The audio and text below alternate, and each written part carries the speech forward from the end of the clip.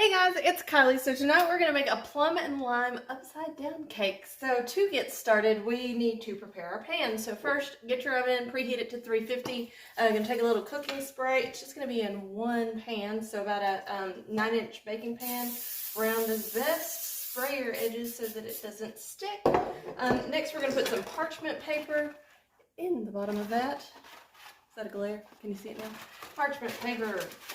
In order to make it fit, we're going to have to do a little work to it, right? So tear your parchment paper. My oven's preheated. Then you're going to, about the size of your pan, just so you know what size you're cutting it out for. So just kind of draw your circles so you can cut it easier. You don't have to have it completely and totally covering everything. So we can just make an easy circle around, so that it helps your fruit not stick to the bottom of the pan.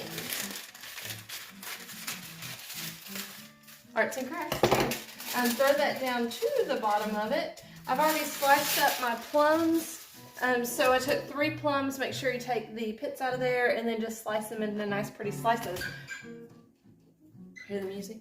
We got a little background music going. So we got the plums that we're placing in the bottom of this, just kind of in a circle. They can overlap if you need them to, just so that you get to use up all your plums. If you got some end pieces, just so it's pretty, when you do the upside down cake portion of that, make sure that those are facing up like so, so that they'll be inside the cake and not on the outside of your dish. So let's see, I want to take my prettiest pieces here, line those up,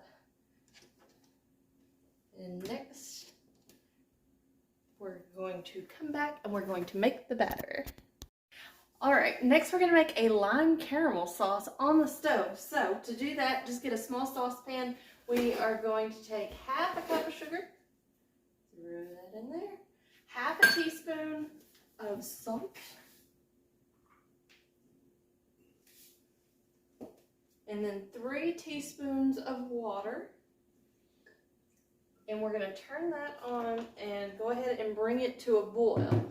We're going to let it boil for just a minute. While it's doing that, we don't really want to disturb it. We want it to caramelize, so it's going to take it a few minutes. As soon as it hits a boil, we're going to add 2 ounces or a 1/4 cup of lime juice to it, gently because it's boiling, so just be careful. And then let it sit another 5 to 7 minutes till it turns a dark amber color. Once it does that, then we're going to pour it over our plums, but we'll look at it when I get that done. Okay, next I got a 1.5 cups of sugar that I've measured out here, and then we're going to zest a lime. So I have this zester, mighty convenient, to make sure that I go through and get all the zest off this lime that I can. It's going to go just into the sugar so that it's fragrant. You want to make sure that that lime is broken up into the sugar just a little bit, just so it doesn't get clumpy once you start adding other things. So I'm going to zest this lime up, and then we will come back and talk about the next step. Okay, so I added a few ingredients and got this batter whipped up nice and pretty. See how it's smooth? So we went ahead after we did the sugar, lime zest, and the butter all together. Then I added a cup and a half of flour, 1/2 teaspoon of salt, 1 teaspoon of baking powder, some vanilla. I make my vanilla as a homemade vanilla extract. So 1 teaspoon of vanilla, 1/2 cup of milk, and 2 eggs. So beat that until just combined, and then you're just going to put that right on top of your mixture with your plums and the caramel sauce. Spread it out evenly so it's ready to go. You're going to throw that in the oven.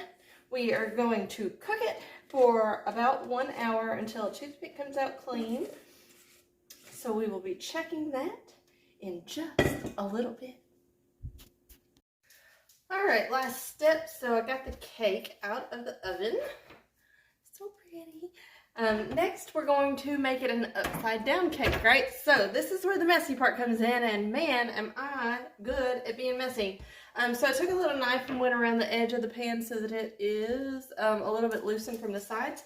You want to let it sit out for just like 15 minutes. It doesn't cool completely.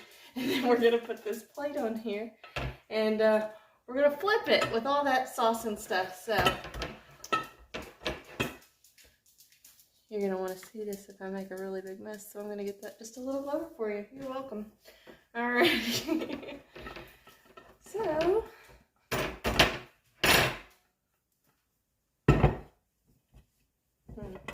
might not be as satisfying for you as I thought that it might be. This pan's hot. There we go. And the parchment actually stayed behind, so it was actually really easy. Oh, look how pretty too. And that is steamy hot. You can serve it warm or you can serve it at room temperature, however you like. But make sure you enjoy it. If you make it, let me know. Hey guys, thanks so much for watching me. Don't forget I'm available on Facebook, Instagram, TikTok, and YouTube. So find your favorite platform and you can find me.